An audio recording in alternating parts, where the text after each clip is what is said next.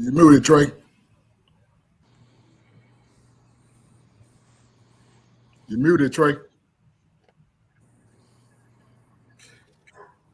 Hello. Welcome to the Cigar Chronicles podcast. I am one half of your dynamic duo. I am Tremont Arnold.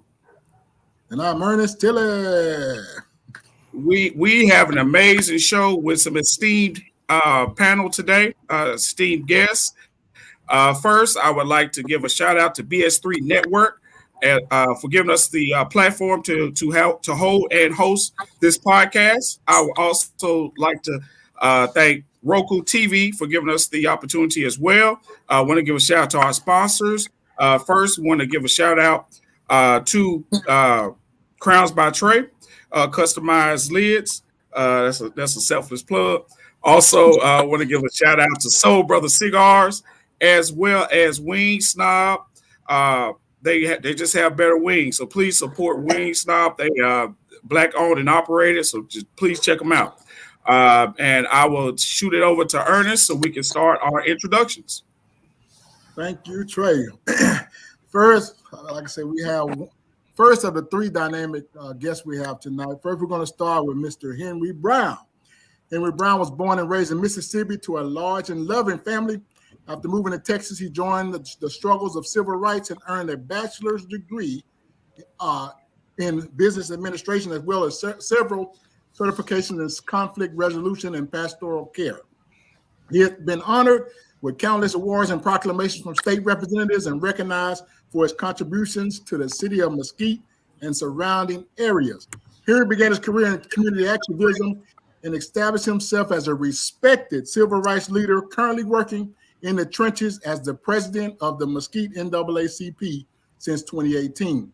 He stands as a founding father of many cultural initiatives, such as the first annual MLK Parade of Mesquite, as well as the founder of the first annual Juneteenth festival the city has ever seen. Although Henry is married with a family and coming up on 21-year anniversary employed with Dallas Area Rapid Transit, for those that don't understand, that's DART. He still finds a way to balance setting a new standard for how to fight for the community so that marginalized members of society voices are heard. We want to thank you, Mr. Henry, for joining our podcast tonight. Secondly, we have Mr. Irving Lynn Barrett, who's currently a candidate for Collin County Justice of the Peace 3. He's married since 1994 to Lady Nicolette, two beautiful children, Irving II and Nadia, my angel. Personal background, he was born in Chicago, grew up in Broadville, Illinois. He's been a Texas resident since 2008, senior pastor since 1992, insurance since 2000. His community and religious leader over 35 years. His involvement includes clergy police officer, CASA board member, clergy and the courts advocate, and various other religious and civil organizations. Professional background, he's a licensed insurance agent in the following states of Texas and Illinois since 2000. Previous work experience includes senior pastor, insurance agent, life specialist, custom clothier. The educational background goes from Midwest Theological Seminary, Chicago Baptist Institute, Grand Canyon University, Newburgh Theological Seminary, where he studied psychology, seminary ministry, and leadership development. Thank you, Mr. Barrett, for joining our podcast as well. Thank you. Glad to be here. Thank you so much. For the purpose of our third guest, I'll turn it over to Trey. All right. Last but not least, we have the Apostle James Turknett. He began his pastoral career at the New Life Church of Oak Cliff in Dallas. Also, as a result of his strong messages against demonic strongholds, he became a sought-after motivational speaker and eventually worked and spread out his ministries elsewhere. Apostle Turknett has worked with speakers and guests from the community. He's worked with Mayor Dwayne Caraway, Constable Burrow Jernigan, Republican Barbara Mallory Caraway, Bishop Dwight Pate, Karen Taylor, amongst others. Also, Apostle Turknett has also worked with Congressman Eddie Bernice Johnson, gospel icon Kirk Franklin, and the great T.D. Jakes, scholarships for college, vocational, and trade school, and provided many faith and powerful ministries. So we definitely appreciate you for tuning in and coming on with us today. Glad to be here. All right, and what we're going to do, we're just going to like I said, just basically just have a round table. So just kind of get in where you fit in, and I'm gonna start with the first question. What exactly does, or in your opinion, what does the Bible say about participating in politics?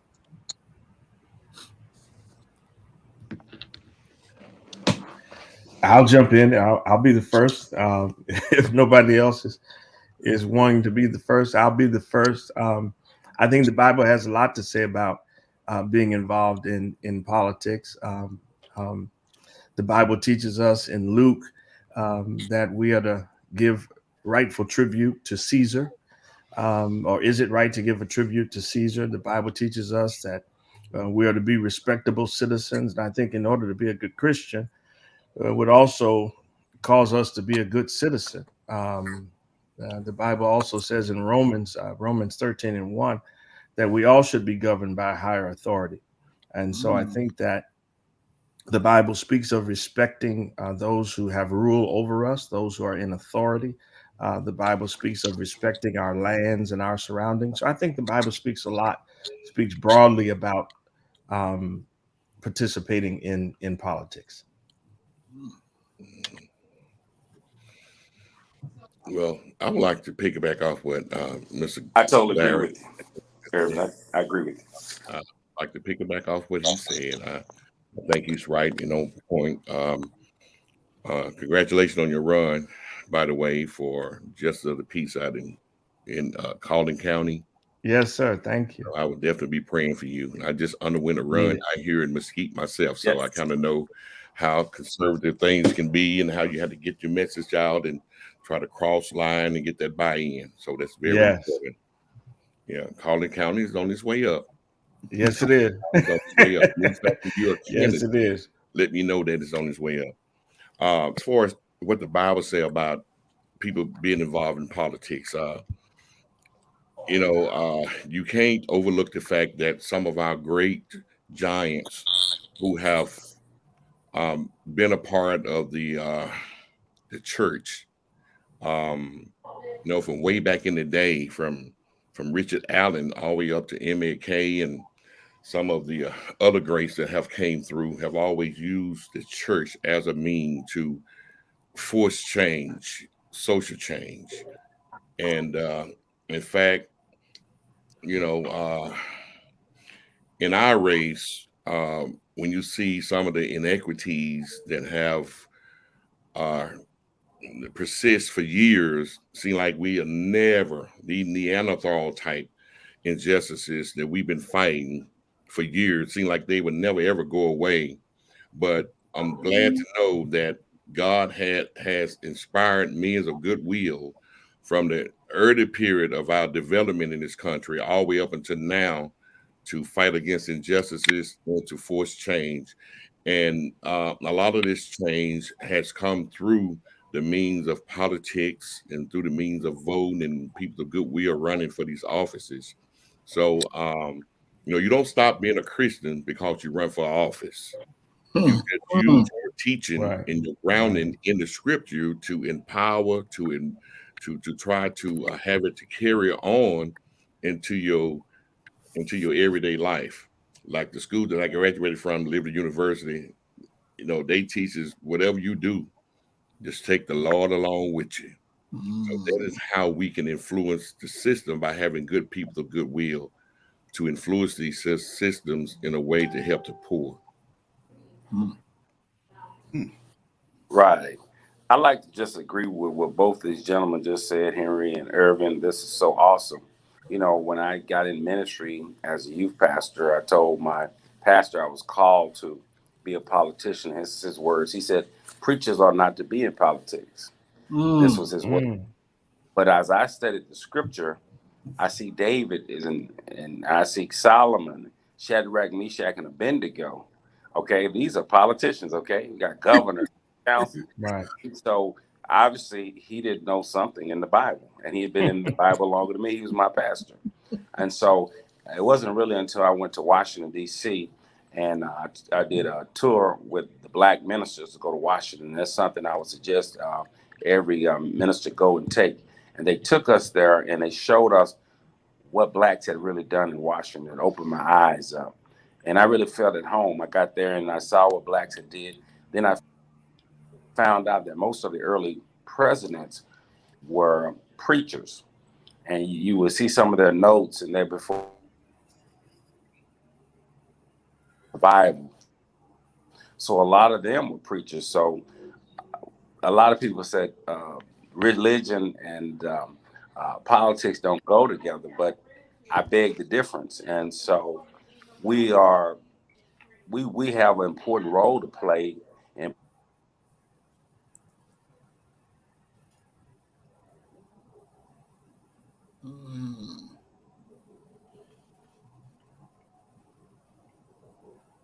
Did we lose him?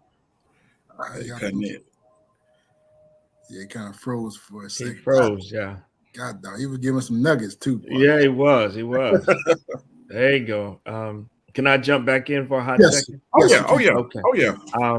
I would just wanted to add to that, and as Henry and as James was saying, much of the movement that we've seen in our community, the African American community, has stemmed from the church. There he is. He's back. Yeah, you're kind of froze up, Pastor Turknick. Yeah. You want to finish your thought? Actually, I finished by saying, yeah, we do need to be in politics, definitely, and we need to support each other, like Irvin Barrett running for justice of the peace and encouraging. Mm-hmm. Appreciate it. I'm sorry, Mr. Barrett. You want to continue? I was just piggybacking on what James and Henry had said, that both the Old and the New Testament, you see that there were men in the Old Testament who led, who ruled. There were judges, there were governors, there were many men who were religious men that led, not only in the Bible, but even as they spoke about in the community. Malcolm X, minister. Yes. Martin Luther King, minister, pastor. And so many others. Frederick Douglass, a minister. So, and really, and this kind of jumps ahead a little bit, but preaching is I don't want to say it's political, but it's stating a case and a cause. And if you're really going to preach effectively, you have to touch current issues. You have to touch and deal with current problems and challenges. And so any preacher that is not preaching that, I personally feel they're missing the mark. Or any church that is not recognizing what is happening in our world around us, then we're doing an injustice to our people.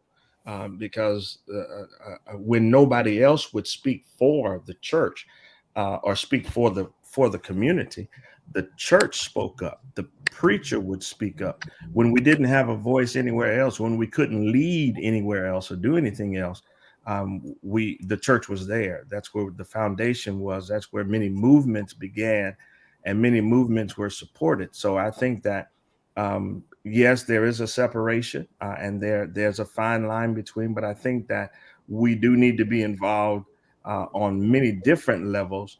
And the best way to change a problem is to be in the midst of it, not to contribute to it, but to be in the midst of it. You don't change what's happening at the table from the back of the room. You have to be at the table. Right. And just to You have to be at off the table. yeah, I agree 100%. Well said, Mr. Barrett. But just to piggyback off something you mentioned a few minutes ago about these great African American leaders being involved in some form of religious expression. It seems like it's just part of our nature. When you look at the variations in religion, and that's something that the man can't take away from us. He's never been able to take that away from us. So we're proud of that. And I was just doing a little reading earlier today about a Pew research study that is a current one too. It said 77% of Black Americans say that the Black church have promoted racial equality. 77% of African American have gave the church credit for promoting racial equality. Now that says a lot to me, because that means that we still find ourselves going back to those wells that was dug a long time ago. Right. I don't care if, you can't get around the church. So many people try. When you're married, chances are not let you go to Mr. Barrett, and I hope you get that position out there as justice of the peace. But other than that, folks normally go to the church. Traditionally, they have gone to the church. So when you die, chances are, you go by the church. So you can't get around the church. And when you look at the church, other than a sporting arena, you're not going to find a gathering of more African American people. So since you are able to bring these people together, you got to be able to give them something they can feel. Just like what Mr. Barrett was saying, we need to get away from a whole lot of feel-good messages. We need to be more of the mindset of giving people something that they can handle in their everyday life. Because racism, that is a deeply ingrained sickness in this country. Everybody and their mama done fought against it. Some people probably say, well, why y'all continue to fight against it? Because it's the right thing to do. We fight to the last drop of blood. We fight. We never give up. We have an insurmountable spirit that tells us that we got to do something to affect change in the life of people that are struggling. And you'll be surprised once you come out of that comfort zone and start fighting against racism, against ingrained racism, systematic racism, you'll find out that there are more people will jump on board and fight with you. Back in the day, we knew who the enemy was, and we fought against that enemy. But right now, things have become so convoluted, and everything is just so well put together and blend. You almost don't know where it's coming from, but you know it's happening. So that's why preachers got to be able to encode these problems that are occurring in our society and be able to speak truth to these things without being afraid of reprisal, without being afraid of people coming down on them. Those kind of decisions, as a president of the NAACP, I make every day. Right. I know what it's like for them to try to bring you in and make you feel good. Try to give you tokens here, give you an award there. They try to tickle you here and tickle you there. I know what it is. Now, we dealing with a situation in the street right now where we don't call them to the carpet over an apartment complex that is inhabitable. Hillcrest apartment complex, the big issue out here. Got 377 units out there, and these people have been afforded to live in this slum-like condition with the city knowing about it, with folks around. I'm talking about 25 and 30 years. When Smash the Topic and them went out there and did that show on Hillcrest Apartment, and they tagged NAACP in on it, guess what? I didn't have to confer with anybody. I didn't get on the phone, call the man to see, hey, is it all right for me? No, we have a responsibility Right. to stand up when it's time to stand up. And so what we started doing humanitarian efforts over there, and I was able to gather about 24 to 25 of those residents in that apartment complex, and we went straight to City Hall, and I let them look into the face of them people and tell them why they can't have clean water. Tell them why they have to live with rats and mold, black mold. Tell them why they have to not have heat. This is happening right here in America, and just 5 miles down the road, you got houses you're building for $457,000 in a place called Iron Horse. But now we are beautiful. This is suburb. No, it ain't no suburb. Until justice rolled down for everybody and the righteous out of mighty stream, I can't go along with that narrative. So we got to fight. And Mr. Brown, I'm gonna piggyback off what you said too. When you're, but we also, and it's accountability factor too, because we do have a lot of politicians that only come around when it's voting time. You have a lot of these people that try to get into some of these churches and everything only when it's time to vote. So we definitely have to hold a higher guard of accountability, to these people that just want to come around when it's just time to get our vote, because they know that our vote is the power. They know that, Exactly. however, us as a people go, especially black women, that's pretty much, how the race is going to go. So it definitely has to be an accountability factor for these people that just want to come around just when it's election time. And if I can jump in there real quick, jump in, Mr. Barrett. And I want to say, in addition to that, that's a reason why we need to elect people who are accountable. We need to elect people who do understand. We need to elect people that have compassion and have a heart for the community, and they feel the pain, understand the pain and the struggle. There are a lot of people that's so disconnected because they're so high that they don't understand what they may be experiencing in a complex where they've got black mold and unlivable conditions, because they never experienced that. There's some people who live so high that is unthinkable for them. They don't relate to that. And that's the reason that we need people in position and in office who understands the variations in life conditions and social and economic situations, that can relate to people who are struggling and help to meet their needs. That's the reason why getting out the vote is important. That's the reason why electing proper officials are important. But here's another thing that I'll say as a pastor, that we have to be careful also who we parade in front of our congregations. Because a lot of times, as Henry has said, we let people come in because they're giving us something for our anniversary, or giving us something for our building project, or they're helping us in some, or should I say them, because that's not something that I subscribe to, but because there's something in it for them. And it oftentimes they'll sell out the community or sell out the congregation for the sake of advancing a program or advancing an effort, which is something that we should not do and shouldn't have to do. Church is not something that I stop by. Church is something that I'm in. You understand? Right. Sunday morning I'm going to be in church. I didn't have to find the Bible. I got Bibles everywhere, and the word I have in my heart. I've got years of history in church. So you're not going to find me creating a photo op today because of the candidacy. You can go back 30 years and find my history and my track record. There you go. You can go back Sunday. I was in the pulpit preaching. So it's nothing new.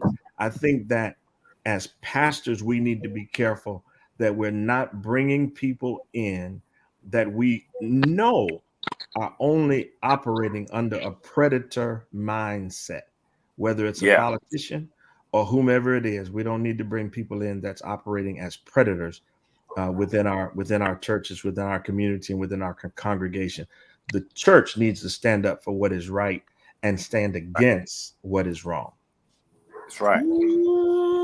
I like to piggyback in on that. That's so true, Go. Urban and Henry. We definitely got to stand up. And then you find out that a lot of times, now I notice since I've been running a while, I've ran several times and I'm getting ready to run again. As a matter of fact, and I'm making this announcement on you guys' show. I'm running for the mayor of Dallas, Wow. 2023 for the mayor. Wow. And a Whoa, lot of people. whoa, wait a minute. This is an right. exclusive. This is an It's an exclusive. exclusive. This is live exclusive on I y'all don't show. think Broken show. he got the floor now, Henry. I think it's over now. We can go get dinner now. It's done. God, no, let's rewind that tape just for a second. That's It's awesome. just been announced here on Cigar Chronicles. James Turknick will be running for the mayor of Dallas. You heard it here first, folks. I'm sorry. Yeah. Go ahead, Mr. That's James. right. I'm like Mr. Brown. I'm like Mr. Irvin. A lot of these guys don't have a track record. You can look at guys like myself. I have over 30 years of serving people, doing community activism. I don't put it in the spotlight or get on a lot of TV. Most of the TV I've been on been Christian television and radio, but lead voice for the Paul Quinn fight when they was going to take Paul Quinn down. I was a lead voice to make sure Paul Quinn stayed up. And I went in and talked to the big wigs. I went in and did whatever we needed to do to make sure that Paul Quinn. Now, I never get any credit, but I know what I did for a year and a half every day working for Paul Quinn over in the Jobbing community, which is a black community in Dallas. For years, I broke my back because all his money was stolen in that area. But now the money that's coming in there, that's helping those seniors and helping those people in there, you know, I never get any credit for that, but I know I did it. The train, I was the lead spokesman in the train not coming to Pleasant Grove down Buckner because it was going to hurt economic development and it was going to hinder our youth. And so I suggested to them in the dark meeting, put the train down 175 because you have rails already built and the infrastructure and you will save money. And I never forget Mr. Jesse, the chairman of DART. He fell down, his glasses went off and I broke him. He was like, basically they was telling the people like, hell no, we ain't gonna listen to y'all in Pleasant Grove. But when I got up there, they listened to my voice because I spoke with authority. We need people who are authorities and know they're in authority. I'm an elected official with the Democratic Party. I know that it's time to get out there, but I've worked with the Republicans and Democrats. See, sometimes we spend too much time trying to be Republican or Democrat. We need to be for the people. We need to be out there serving the people. And so we got to get back to the business of serving people and do not do this for fame and do not do this for fortune. And I've had all the people to come try to bribe me. I decided I don't want to be on y'all's side, but I have been blessed and through ministry to raise literally millions of dollars, but they go back out to the community because we were serving poor people, low income people, helping them find jobs, teaching thousands of Black people go back to work. Workforce solution program that we had within our ministry, go back to work or start your own business. We need ministries that have that mentality to push politicians. Most of the pastors, now I'm an apostle, I'm a bishop, a pastor, so I'm talking from different levels. They they're not even familiar with politics at all. And so Irvin, I don't know if he's familiar with my good friend, Pastor Sam up there in the Colon County area. If not, Pastor Sam Fitzroy, a good guy to connect with. He'll help out. Most of the pastors are not familiar. We need to go and help educate. And I'm not putting down the pastors, okay? Right. I'm just telling you what I know. They're not familiar. My Constable Burl Jernigan told me, he said, Doc, he said, most of the pastors don't know the difference between a JP and a constable. I said, really? I went and asked the pastor at 400 member church. He had no idea. So I had to explain to him what it was. And so when I brought my candidate to his church, which was Burl Jernigan for Justice of the Peace, he said the man was running for United States Senator because he didn't know the difference. He wouldn't allow me to introduce him. And a lot of the pastors actually don't know the difference. I'm serious. And so we have to get out and educate the leadership in our community. Really educate them so that the people can be educated. So we have people as a whole who don't vote, especially a lot of the non-denominational churches. They're not voting. We have more registered Black people in Texas than anywhere. We have more, watch this, I'm going to say something going to shock you. we have more black people in Texas than anywhere in America. Number one. Mhm. Number two, we have more registered black people than white people and Hispanic combined together. Well, then why they don't vote? Because they're disfranchised. They don't understand how we can change life. A lot of Hispanics are underage, not registered, are not qualified. So if things change and they get registered and they become, then it's going to be a different ball game. Right now, the ball is in our court, and it's very important for us to get up, lock arms together, and work as a team. And if we don't do that, I don't see things changing. If we keep having an issue, well, I don't like the way Turknet said this. I don't like the way, excuse my language, the hell with that. We got to come together whether we like it or not, because God wants us to love one another. And if you don't love me, then you are not a disciple of Christ. You might be a Christian, but you ain't a disciple. A disciple is a pupil, a follower, a learner. And so we got to get out there and we got to get into politics and get our people to vote. Y'all excited? Y'all got me excited. Well, we ain't even scratched the surface yet, boy. well, I want to definitely got the apostle cussing, so you got to be making some progress, some digress. You got to be doing something. I just want to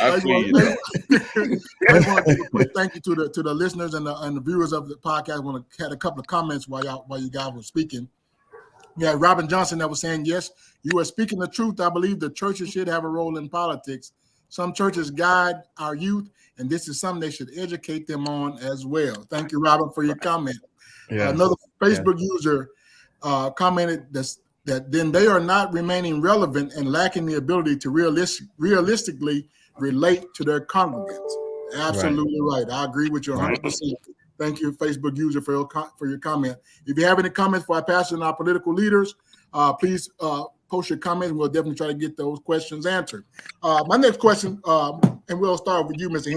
Henry, is how did you find the balance between being clergy and running for public office? It probably came through my prayer clauses. The Bible says you acknowledge the Lord in all of your ways, and He'll direct your footsteps. So I feel that my footstep was ordered by the Lord. I'm a long time activist in Dallas. I protest with Commissioner Price 100,000 years ago. In the early 90s, I was one of the warriors, not just in name, but I was there 24/7. I was the one with the bullhorn. I was the one led the warriors in prayer. I was the little chaplain of the protest. I got arrested 3 times back in them days. A lot of folks don't even know that, but I shared the same paddy wagon with Commissioner Price on one of the occasions back in 1991. I was there the day where he went to jail 5 times. I was there the day he got into a fight with Tim Short. I mean, I used to be intern at his office. Later on, I became intern, and that started my employment with Dallas County. I went juvenile probation, and I winded up over here at Dart. But it's like when it's a part of you, it's just a part of you. And I always felt that, that God had me set aside for divine purpose, and I God brought me before a lot of great people as a young man, like age of 20, 21, 22. I found myself, sitting at the feet of Dr. Ben Yakanan, Henry Clark. I would travel around the country, finding historical sites all around the country. Booker T. Washington barrier up in Virginia. Of course, I've been to Oklahoma coast a million times. I traveled, I'm from Mississippi originally. I just travel all across the country, Little Rock, Arkansas, just wherever Black folks were to be found, whatever historic thing that occurred with Black folks, I always found myself going to them places. I just traveled for years. But it was like, I felt that God brought me through all of this here for a particular reason. A lot of folks understand the success that I have had out here in Mesquite. Brought the first MLK parade to town. We done had 5 parades since then, 2 Juneteenth celebrations. This is a relatively conservative place, just like I'm in Collin County with you, Mr. Barrett. Yeah. This thing you talked about, I'm sure that the NAACP out there, they probably got some kind of something going on in honor of MLK and stuff, which is good. Collin County Democrats or somebody. But just think how difficult it is to sell that to a city that is kind of conservative. But God gave me the ability to go in and talk to them, and I found this out too. A lot of this stuff we around here act like we don't want to approach people about. And sometime on the other end, we supposed to be kind of waiting on something like that to happen. Right.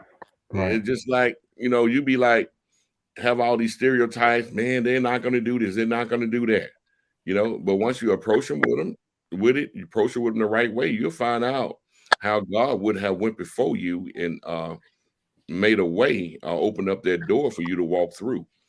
So as a result of that, we've been just like they used to do back in the old American Civil War days, plant that flag on the top of the pole. I feel like we've been doing that around here. We are promoting African American culture real hard. We done got buy-in through the city. We done got buy-in through sponsors. And it's just a beautiful thing.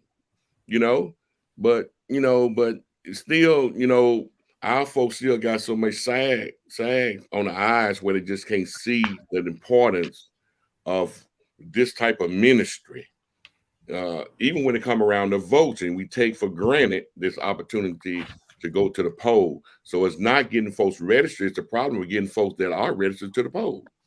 So I feel that God called me to this thing just to be a light in a dark day. And I've been running. I mean, I've been running like OJ used to run a long time ago through the airport. I've been leaping hurdles. I've been running. And it's been and something else is important too, to have a soulmate that understand what you're doing.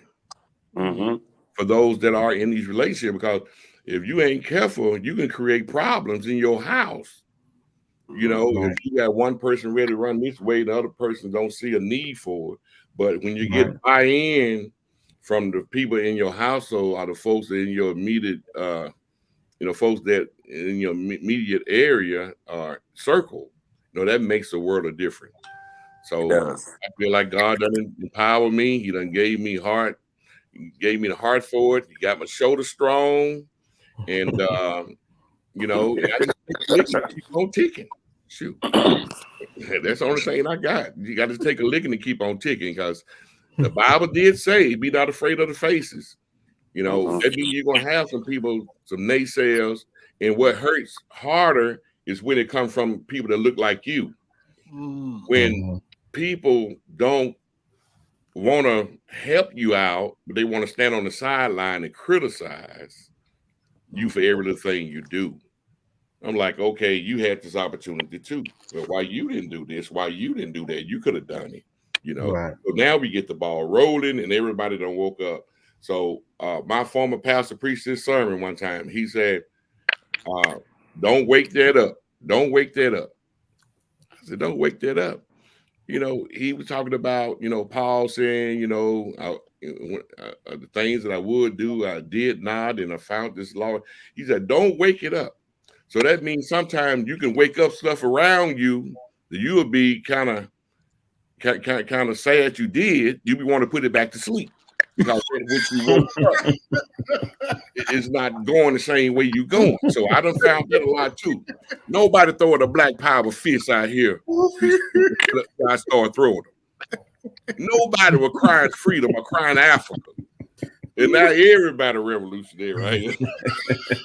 Got to rub me out the city. You know what I'm talking about?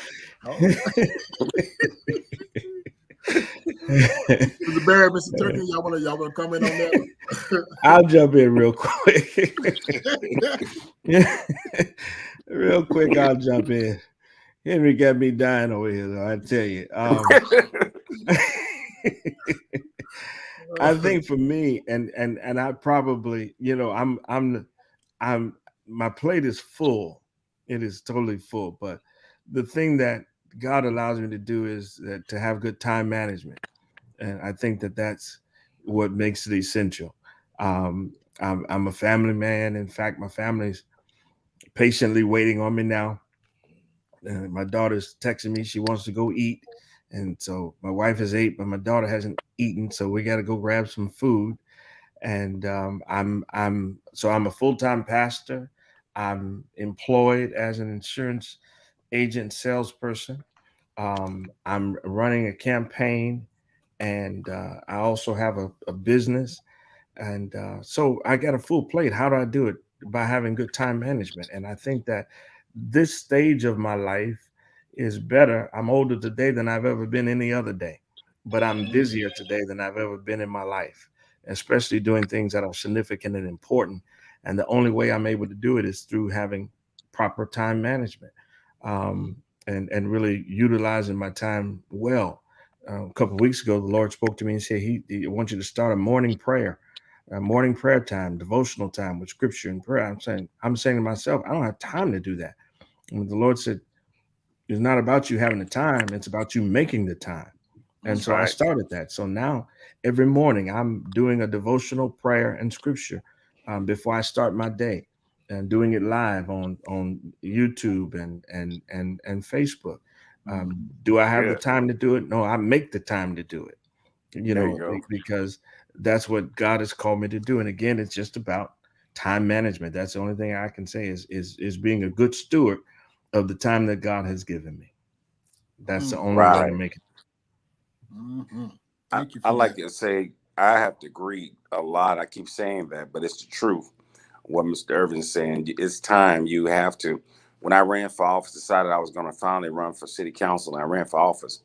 I resigned as a senior pastor and apostle, turned it over to my assistant, who was an apostle and pastor, doctor, and because I was taking it serious, and Mhm. I got to a point.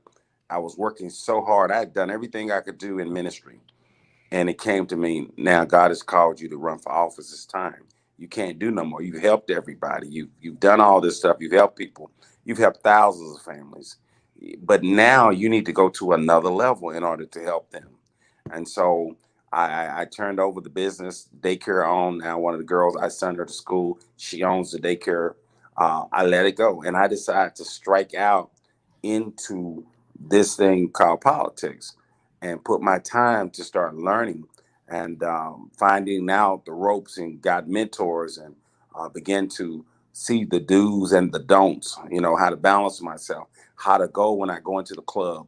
What do I do? Go into the club. Don't drink nothing dark when you go in the club. Because everybody, okay, you know, uh, you learn these basic things. Yeah, yeah. If you're black, you get elected in the office. You're gonna have somebody. Your office is bugged. They got every black person's office bugged. These are the things I had to learn. So you got to be careful what you say in the office. I asked the mentor, "How Wow. do you know?" He said, "Because the first day I had my carpet pulled, there was bugs everywhere. People are gonna come to you, bring you money, suitcases, $1 million in this, and $100 bills. Don't. This is how you handle these kind of things." So I really took time out to become a student to learn about politics from some of the chief people. Some of them we would call controversial. Some of them maybe not. Some of them we would call great. But they all are great. People like Sandra Crenshaw, who's still out there running. One of the smartest people I know in politics. And Burl Journey can say, so you need to know her because she is probably the only person that may be smarter than John Wiley Price in politics. And she knows everything about it. And I had to utilize her wisdom because they did a lot of things against me to keep me off the ballot. I didn't know how to deal with these issues. I had never dealt with them before, but she taught me how to go through these processes and how to deal with them when they keep you off and how to deal with the state attorneys and get yourself back on the ballot. So I learned a lot from seasoned people who came before me. And so I'm a humble person. I don't mind listening and I don't mind allowing other people to help me. Sometimes we have to lose the pride and allow people to help them. A lot of times people want to help us. Like I tell Mr. Irvin, whatever we can do to help you, then we have to allow that help to come in. There's no one man that knows everything, and there's no one man that has everything. We all are here together. So it's real important, like Mr. Irvin said, and Mr. Brown said, to balance your time and keep your family number one. I learned that the hard way. I used to be on television every day, like number 2 on TV in the DMX, number 1 on radio, and I traveled every week in and out. I lost my family of almost 20 years, my wife. And so you have to take care of your family. Your family, it should be God, then it should be your family, and then your ministry or politics. That's all. It's good stuff here, man. Yeah. Good stuff. Goodness. Yeah, I'm a piggyback off that too, because what a lot of people don't realize, and I can just only speak for I'm speaking for the commander in chief. You know, everybody thinks that and put in high regard that Joe Biden is going to look out for black folk. You know, the thing is Joe Biden is not in a position to look out for black folk. He governs white affairs. You know, but until we realize, us as black and brown folks, that we have the power to do for us that nobody else do for us, you know, we can't move forward as a people, you know, until we realize that, you know, we put our faith in our we put our faith in everything, and you know, to folks doing stuff for us, but it ain't, you know, for them to do it. It's for us to do it. And until we realize that we're gonna be in the same position that we in, and has been, you know, since the 50s and 60s, because it's the same cry. You know, it's jobs and justice in the 60s. You know, March on Washington in the 70s, jobs and justice. You know, the Million Man Watch, jobs and justice. You know, and now we in 2022, and it's still jobs and justice. And so until we realize that we have the power to make a change, we're gonna be in the same position. That's I agree with you. I totally agree with you 100%. I think I get on a lot of the radio shows, especially out in Los Angeles, and a lot of these guys are talking about their attorneys and their civil rights attorneys and stuff. And some of them are across the nation. We need to do this from the 1950s. I'm like, that stuff is outdated. You guys must not be out there in the norm. I'm out here with the homeless people every day downtown. I'm out here around these folk every day. I can tell you what they're doing. I can tell you, I'm dealing with so many situations in 1 week. It's crazy. When you're in the know, you out there, you know what's going on. You know how to help these people. A lot of people in the church, a lot of people in politics are outdated, and their methods are outdated. And I'm going to say this real quick because I honor we got people on here. I don't like to do too long. I feel like we say a paradigm shift. That's a mindset change. We need a paradoxal shift, and that's a heavenly mindset. You need a pattern from a place that is not from here. We started the problem in this place. We need a mindset from another place. So we need a paradoxal shift to get the mind of God, what we're supposed to do in this place while we're here to make a change. Wow. That's man. That is. And really, if we look at the word and follow the word, there would be that shift. Because if we look at the ministry, the teachings, and the example of Jesus, he spent most of his time where people were. Yes. He went where the need was. He went to the issues and dealt with them head on. We go to the sanctuary and try to deal with problems. Again, it's not going to change there. You may get some encouragement and some inspiration, but it's not going to change. Yeah, you're right. And I want to shift to another question, and I want you guys' honest opinion on this. And I was watching this. I watched the Breakfast Club pretty much often, and there was a episode in which a guy's name was Umar Johnson on there, and he spoke about in 2000 where George Bush had created the faith-based initiative. Which the faith-based initiative where basically allow government to sponsor financing for the mega churches and the medium churches. So my question to you guys, one, do you think that's true? And how do you think that's been effective with the mega churches not being as impactful or in the forefront with regards to politics? Well, can I say something on that? I Yes, met sir. the director of the Faith Base under George Bush, and then I met people in houses that like helping men who got $2,000. I know Dr. Evans. I don't mean to mention no names. And the Potter's House, these ministries. So I did see people benefit from these, but I saw low level people benefit. But now when and I'm a Democrat, got in office, you don't see that right now. You don't see that out there that is fighting to get money out to ministries and to people that are doing things. So I would like to see more of the faith-based money. I even talked to Bishop Harold Ray. He was over it. It was his ideal. How can we do it? And they have it delved out by governors. You have to go through a governor. So it's a governor of a mega ministry in the area that governs everything, decide who's going to get the money. You know, my perspective on that, you have to look at the motive that things are done in the spirit. All things are lawful, but all things are not expedient. I remember back in them days when civil rights was at its height. They had a lot of after the right, you had some fallout from the Rodney King's rebellions and stuff, and it had a lot of pillaging and burning and stuff like that. So it's just like they came up with a perfect plan. And they figure out a way to infuse wealth into these churches under a certain type of disguise. And when they did that, just speaking candid about it, when it happened, you became beholden to these people. So by being beholden to them, they kind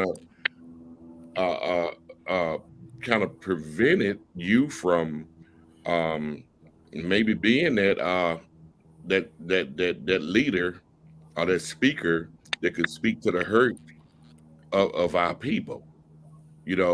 I want to say hush money, but that's too strong of a word to use, so I won't use that. Because there are some people that really have benefited from these initiatives from these churches. But when you really look at it, you're a mega church. Okay. So we almost assume a certain amount of money is coming in there. And I'm never going to knock a church for no kind of money that they're receiving when it's coming from the heart of people, the parishioners and stuff like that. I never knock mega churches simply because we don't know what they went through to get to where they are. They could be in their overflow season. You never know. And then once you get so many members, you can figure out a way to market yourself like what some of them do so great. But when you look at this faith-based money that comes into these churches, you don't buy 3 or 4 or 5 vans. You don't want to lose the vans. So it's like whatever they bless your church with, you got to be held to a certain type of a status, a certain type of they know how to put you in a mold. Right. I mean, instead of you being a shepherd, and then now it don't apply that way for all of the ministers, but some, these professionals that done went to school to learn how to preach, opposed to the one that done went through the school of hard knocks, or that done came from under the bridge, or came off drug addiction and stuff like that, that have a real testimony. But you don't went to school. Some went to school to learn how to preach, went to school to learn how to be a pastor, learn how to be a bishop and all that kind of stuff like that. You have to ask yourself, not being a judge of no man, because I can't judge, like, what is your motive? So if Filthy Luther is going to be your motive, you're not going to be able to be an effective preacher, because none of the ones that I really know, that is really doing the word of God, that is really speaking out, they're not rich like some of these folks are here today. They just did a piece in the paper about 45 of the richest religious leaders in the United States of America.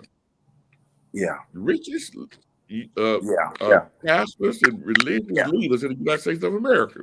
Right. And man, you had folks popping up there, these kind of guys making millions of dollars.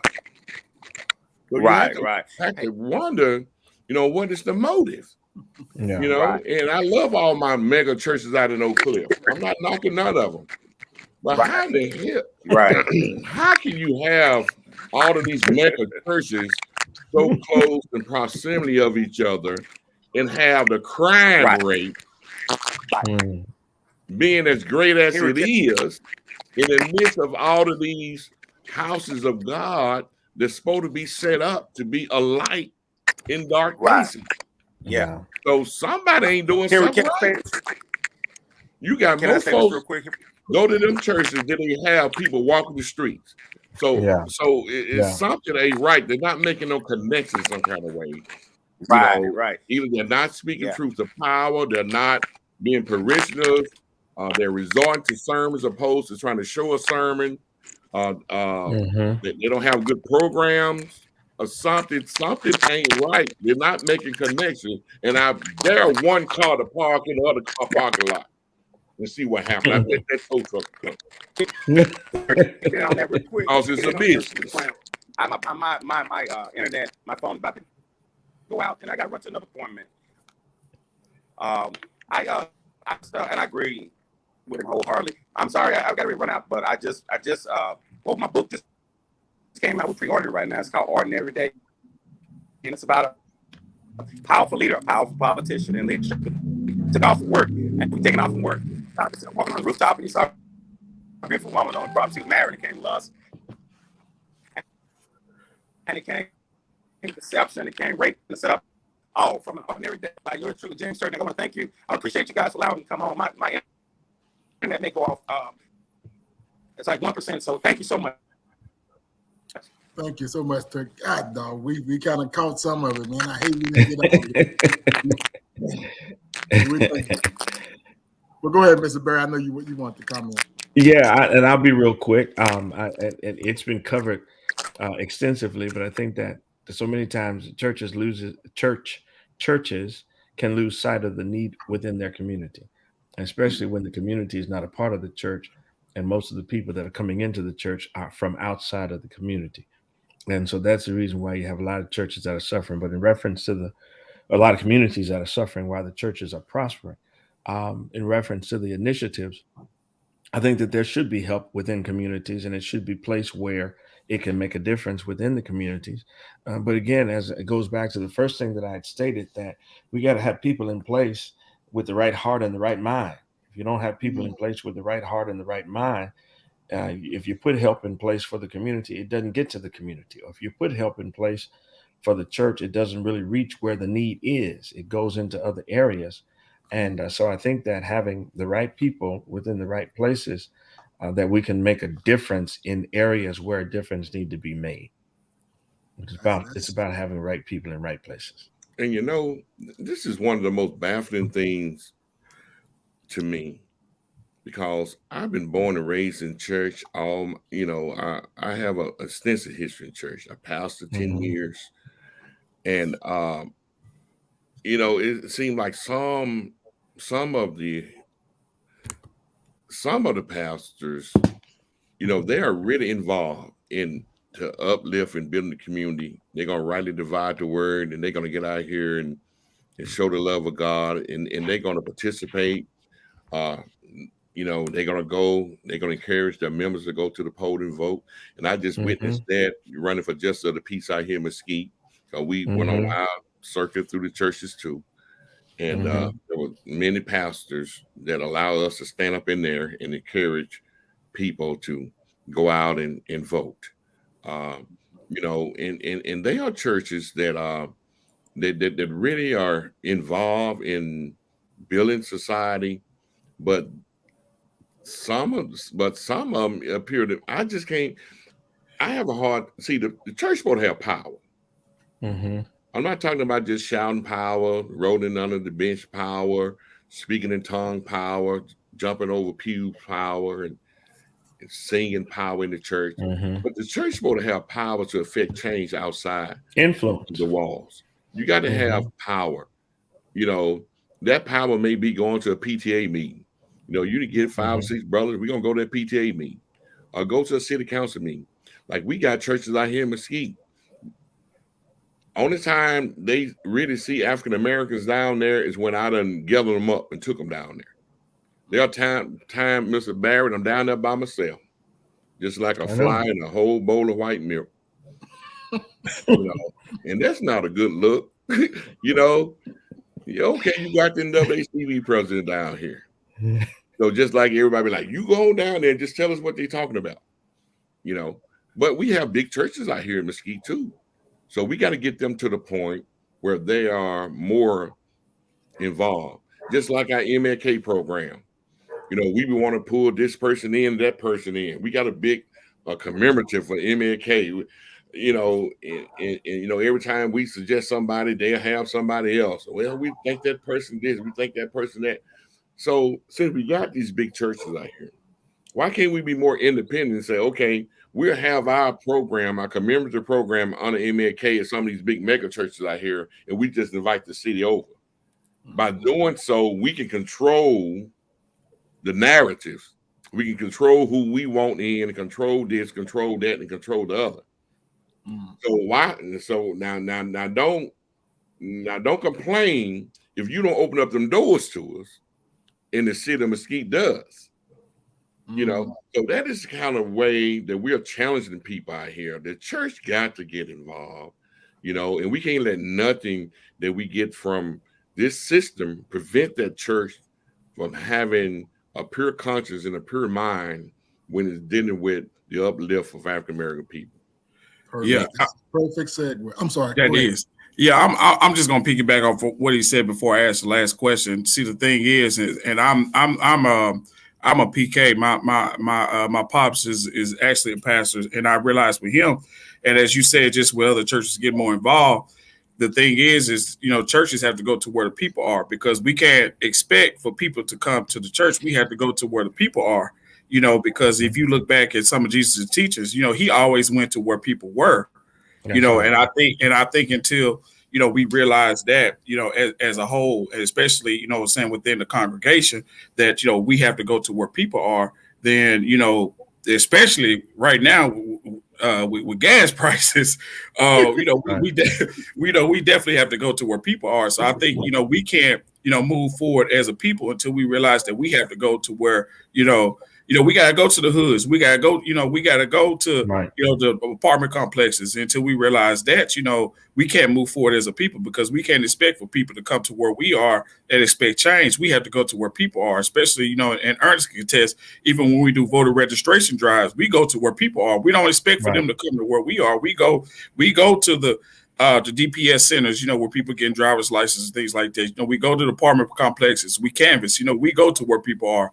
until we realize that, then we can't move forward as a people. And, so, we can't great point. Really expect for people, to come to where we are. We have to go to where people are.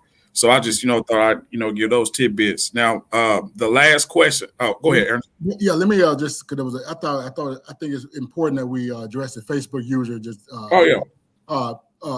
This person stated, now, I don't know about all mega churches, but I do know that Friendship West, Concord, and Oak Cliff Bible Fellowship have full functioning social service organizations. I can't speak for all, but I do know these three are using their funds to serve the people in the church and in the community. I'm a proud member of Friendship West, and we were doing all of this before COVID. We served the community and beyond. Thank you for that comment, Facebook you, because like I said, like they mentioned, they wasn't saying all, but I just want to make sure your comment was addressed, because I absolutely agree. Friendship West, definitely. Yeah. Definitely. And their pastor preaches the truth. Oh, yeah. He preaches the issues. He stands on a firm foundation. He's not preaching a watered down gospel. He calls it as he sees it, and he deals with it head on. All of those churches are great churches. That's we know the church can't meet every need, but the church should meet some needs. Oh, that's okay. That's Reverend Crystal Bates. That's Ms. Bates. That's Ms. Bates. Okay. Yeah. I'm gonna ask the last question, and after you answer the last question, please tell people where they can find you on social media and any other networks. How surprised are you that in 2016, roughly than 80% of white evangelicals voted for Trump? So how surprised are you with that? And like I said, please, give where people can find you on social media and any other networks. I'll answer that real quickly. Even though it's not a quick answer, I'll do my best to be um, expedient with it. I'm not surprised. In fact, I had said to numerous people during the campaign, don't be surprised if he wins. Mm. And that was because I saw that his it wasn't about him being a good politician. It wasn't about him being a good leader. It wasn't about him being polished. It was about the system embracing him because of what the system could get out of him. Ooh. That's what it was. Oh. It had very little to do with politics. It had everything to do with the bottom line, and that's the reason why there's so many that have that are endeared to him and love him, even though he has proven to be the worst in the office that was ever there. There are those that are they will look at certain things and block out everything else. They'll look beyond the wrong. They'll look beyond the crime. They'll look beyond the insurrection. They'll look beyond all of the things that have taken place as a result of his election and him being in office, and try to say that he was good and he did well. And again, it's because they're looking with jaded eyes and a jaded perspective. Am I surprised? No, I was not surprised. I was hurt by it, still hurt by it, and especially hurt by the fact that many evangelical leaders were so um, deceptive, so um, unchristlike Mm. in their approach, and it was hurtful because I'm the type now I'm a Baptist preacher. I haven't said that, but I'm a Baptist preacher, and I believe in God. And when I say I'm a Baptist preacher, I mean I'm a Baptist preacher, and that's I do my Baptist preaching, and so and those who are Baptists understand what I'm saying. And I say that to say that I'm not perfect. I'm far from perfect, but I speak the truth. I preach the truth, and I stand on the truth. And there's never a time that I will embrace someone or something when I know that they are so wrong, and I try to make it right. And that's what we saw happening with evangelical leaders, and even some of the things that they were saying across the pulpits. Now, if we had said some of those things, they would have shut our churches down. If we had done some of those things, they would have came against us. During my time in Chicago, I was on in radio in 17 states on 7 days in the city, and there are certain things you couldn't say, certain things you couldn't do, you weren't allowed. But yet, and still, some things that he has said and done, they've embraced them. Some things that they said and done, they carried it, they piggybacked upon it, and they hide behind this umbrella of being Christians. Mm. They may be Christians, but they're not being Christ-like, because the message that they're perpetrating, the image that they're giving forward, is not Christ-like, and so it's a problematic image that they have put forth. Was I surprised? No, but again, I'm hurt by it, and I think we're still recovering from his presidency, and I think that the road to recovery is going to be long and difficult. That's another reason why good people need to be in office. That's another reason why we need people who see and understand and can make a difference. That's another reason why I have stepped forward, and others need to step forward just like me to help make a difference in our society. And my last statement, again, I'm Irvin Lynn Barrett. I'm a 30-year pastor, been in leadership for 35 years, running for Collin County Justice of the Peace 3. I'm on all social platforms, Irvin Barrett, Justice of the Peace. I've got a website, irvinbarrett.com, LinkedIn, you name it. I'm everywhere. Just look for Irvin Lynn Barrett. Don't get my son though, because he ain't running for office. He got the same name as me, but you might be in for a surprise if you get him and don't get me. He looks like me, but he's on a different agenda. So yeah, I love him, but Get me, don't get him. Okay. Thank you all. I really enjoyed this night. There it is. There it is. There it is. Thank you. Thank you for posting That's that. my campaign manager. There we go. He's right Good on deal. top of it. I was wondering if he was there. That's Good what I deal. like. Thank you. Yeah. Mr. Henry. Well, 80%. I really feel that he gave America what they wanted. He had all of the whistles. He had the temperament of an angry. Well, he came across as being a non-politician, and he had a theme that he said that would, if folks buy into it, America could be better. It can be great again. When he said again, his again don't mean the same thing that I again Right. meant. Right. So he had all of the little dog whistles working for him. And then he was able to, y'all talked about that money. He was able to make sure that some of his greatest supporter get that money. And most of these were evangelicals, because they did do a piece on how he was able to be a blessing to folks like Paula White and a few others. In fact, it seemed like when all the money started flowing, they started prophesying. They prophesied that God had told them that Mr. Trump was going to win the White House. It's amazing what money would do. I think that money is the root of all evil. Yeah. And I think they sided with what was deep in their heart. From the abundance of the heart, the mouth speaking.